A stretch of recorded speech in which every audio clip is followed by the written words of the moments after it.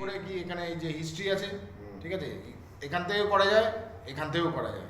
আমি সেটিংস থেকে দেখিয়ে দিচ্ছি সব কিছু।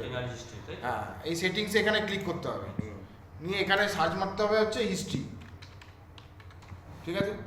এখানে সার্চ করলাম, সার্চ করার পর হচ্ছে এই যে স্ক্রল করে এই হিস্ট্রি এটা অপশানগুলো এখানে দেখাচ্ছে, ঠিক আছে। হলুদ কালার মানে হচ্ছে এইখানে যা লিখবো সেগুলোকে আইডেন্টিফাই করে হলুদ দেখিয়ে দেবে, ঠিক আছে। এই যে এখানে হিস্ট্রি আছে, এখানে এই যে ক্লিয়ার হিস্ট্রি এখানে আছে, এখানে ক্লিক করতে হবে। তারপর এখানে হোয়েন এই জায়গাটা চাইবে, এখানটা সবসময় এভরিথিং সিলেক্ট করতে হবে, ঠিক আছে। তারপর এই যেগুলো সব চেকমার্ক থাকবে নিয়ে ক্লিয়ার মারতে হবে, ঠিক আছে। তাহলে হিস্ট্রি ক্লিয়ার হয়ে গেল।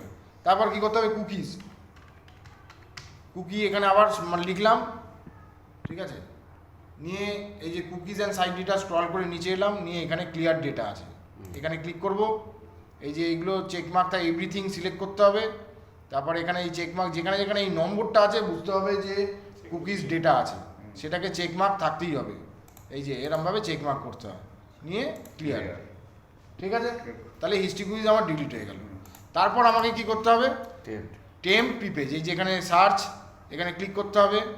ক্লিক করার পর এখানে হচ্ছে এই যে RUN রান মারতে হবে, ঠিক আছে। রান মারার পর এই যে এরকম ধরনের একটা খুলে যাবে, নিয়ে এখানে ওপেন করতে হবে, নিয়ে এই রান চলে আসবে, ঠিক আছে। এবার এখানে কি টাইপ করতে হবে, এই যে %TMP পার্সেন্টেজ, ঠিক আছে। পার্সেন্টেজ একসঙ্গে %temp%, ঠিক আছে। এটাকে ক্লিক ওকে করব, নিয়ে একটা ফোল্ডার খুলে যাবে। এই ফোল্ডারের মধ্যে কম্পিউটারের জাঙ্ক জিনিস এখানে জমা হয়, যেটা আমাদের অনেক সময় সফটওয়্যার চালাতে এখানে স্লো করে দেয়। এগুলো কম্পিউটারের কোনো সময় প্রয়োজন হয় না, তো এগুলো টাইম টু টাইম আমরা এগুলোকে এখানে কন্ট্রোল A মারবো। কন্ট্রোল A মানে হচ্ছে টোটাল সিলেক্ট হয়ে গেল, তারপর শিফট ডিলিট, ঠিক আছে, নিয়ে এন্টার। এবার কম্পিউটার অনেক সময় বলবে যে এই ফাইলটা ইউজ হচ্ছে, তখন সেগুলোকে এখানে চেকমার্ক করব, নিয়ে স্কিপ করে দেবো। ওরা যদি ইউজ করে তখন কম্পিউটারে ডিলিট করতে দেবে না, কিন্তু বাদ বাকি ডিলিট হয়ে যাচ্ছে, ঠিক আছে।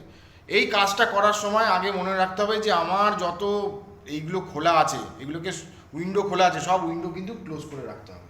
একদম মেশিনে চালু করার আগে, মেশিন চালু মানে শুরু করলাম, সকালবেলা বসলাম, তখন সবার আগে এই কাজটা করতে হবে।